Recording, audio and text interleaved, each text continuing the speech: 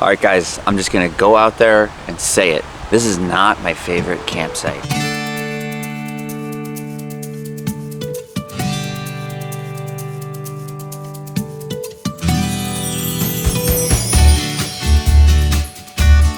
They have recycling. Yay! Yay!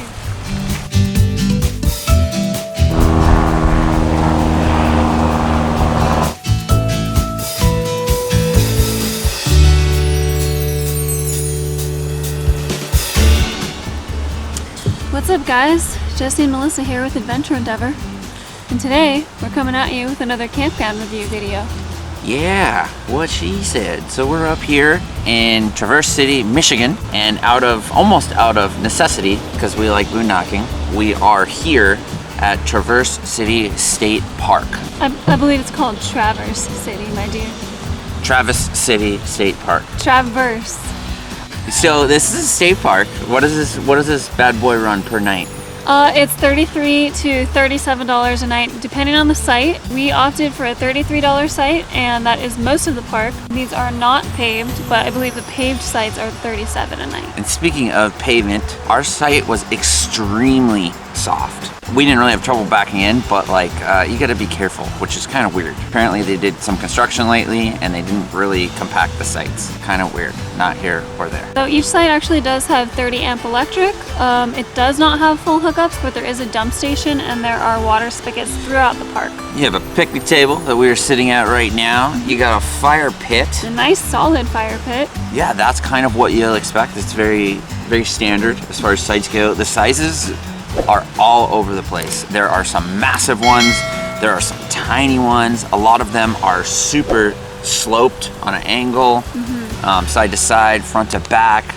Our buddies their spot is very bad. Yeah, all of the spots are various shapes and sizes, and some have trees right in the middle, some don't. So yeah, ours is pretty good for us, yeah, because it's a short site. It's not very deep, but it's very wide. So we have our little trailer, we have the Ram, and then we have the Jeep, which worked well for us. But this would have been, I don't know if we could have stayed in this spot if we had our fifth wheel, to be honest, in this exact spot we're in. It would have been tricky. I mean, they do allow big rigs. I don't think they actually have a limit on size, because our friends are 43 feet long and they were able to come in here.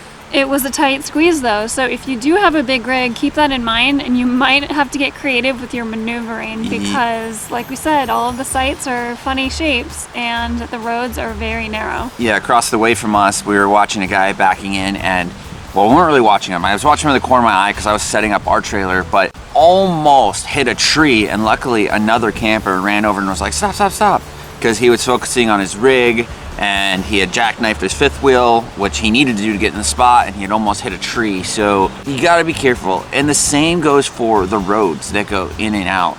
There's multiple loops, but they are super tight. We were driving it with our little trailer, even just driving the Ram, you're just like, dang, these are just narrow roads. Which also reminds me, pulling out of this campground, it can be pretty tricky. We are next to the main highway, essentially, that goes through Traverse City. Traverse. Traverse City. And there is a turning lane, but it's pretty tricky. There's a lot of traffic. This place gets really, really busy. It's a really popular place in the summertime because it's so beautiful up here and the weather's usually really nice. So just keep that in mind. In normal campground fashion, any type of rig is allowed. Truck campers, travel trailers, fifth wheels, and even tents.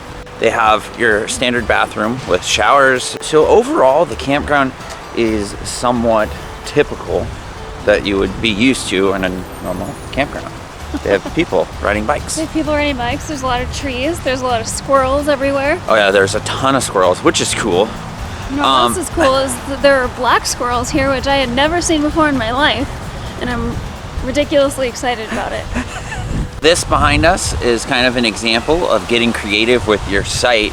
A lot of the sites are not too deep, so people are parking along the road, which we've never really seen before. Maybe that's just a normal thing for this state park. There's a lot of that in this state park, so yeah. I don't know if people up here in this area just have giant rigs and the sites aren't made for them or what, but it was interesting for us to see. Lovely walking bridge across the road to the beach. just like a lot of other states, you're gonna need a Michigan State Recreation Pass. Our situation was really weird. We asked for a yearly pass. We paid. They charged us $17. They looked at our license plate, and then that was at a different park. And then when we came here, they're like, "Sir, you have the wrong pass." I was like, "Well, I just told them I wanted a year." I guess they gave us a resident pass, which is really strange. I think that the girl working that booth was new, and that was at a completely different state park. I don't even remember which one that was. Yeah. But anyway, we learned coming in here that it is $34 for a non-resident annual pass, or it can be $9 a night if you're only staying a couple nights. So on top of your campground fees, you're gonna need to get a state recreation pass. Don't be like me, because the girl told me to stick the pass in my window. So I took a piece of duct tape and I sticked it in there.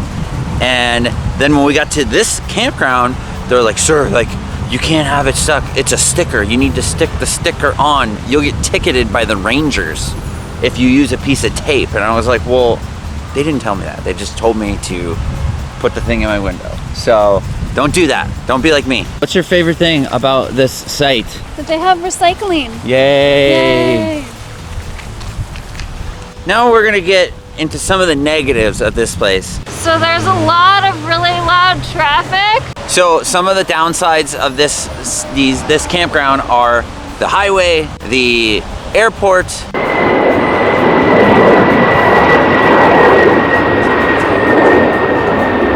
Of course, the weird narrow sites and narrow roads, but there's a reason we came here, and it's because it is centrally located, and that's what we're gonna get into next.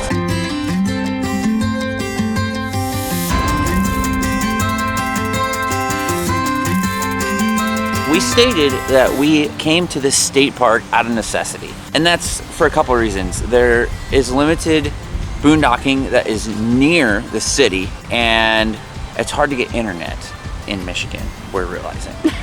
Yeah. But it's been great because of the location of this place.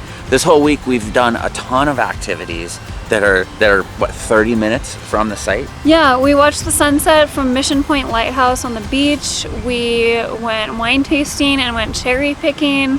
And we went to Sleeping Bear Sand Dunes National Park. We did some hikes there, you know, went to the overlooks and did the scenic drive, and that was all awesome. We went to Leland, Fishtown. So all these AKA places Fishtown. are really great, and we did them after work, and they're less than an hour away. Most of them a half an hour. You got the town right there, and then from here, I mean, realistically, we're heading north, and there's just so much more to see.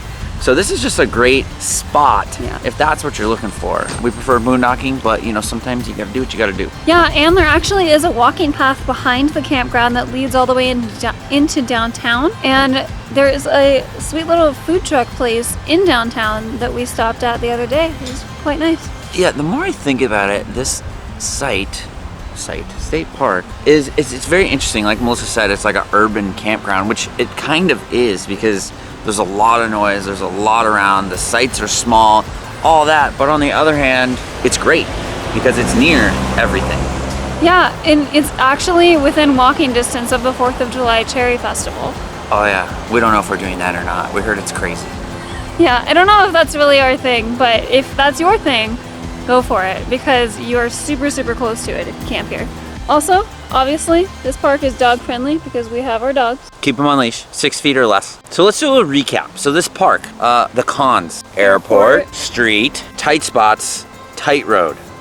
Those are the cons. But if you're looking for easy access, right on the water, fairly decent price. It's a state park, so it's not too bad. Yeah. And then all of the activities that are in this area, ding, missed you there. It really depends on what you're looking for. If you want to do activities and you don't care about maybe a lot of the noise, maybe not as scenic as some of the other spots, you're fine. You're gonna love this place. But if you are like, I like to be in nature, quiet, in the this is not for you. No. So for us, it served its purpose, and we're stoked that it was here and we were able to book. 4th of July is in like 4 days, so it's starting to get busy. It's something a little different for us. It's a nice treat every once in a while to stay in a campground and have electrical hookups and not have to find a dump station and water. It's nice to mix it up. It is. But like always, we hope you guys enjoyed this video, found it useful. If you did, give us a thumbs up. Bing! Got you that time. Oh my gosh. We're getting too synced up here. Talk to you later.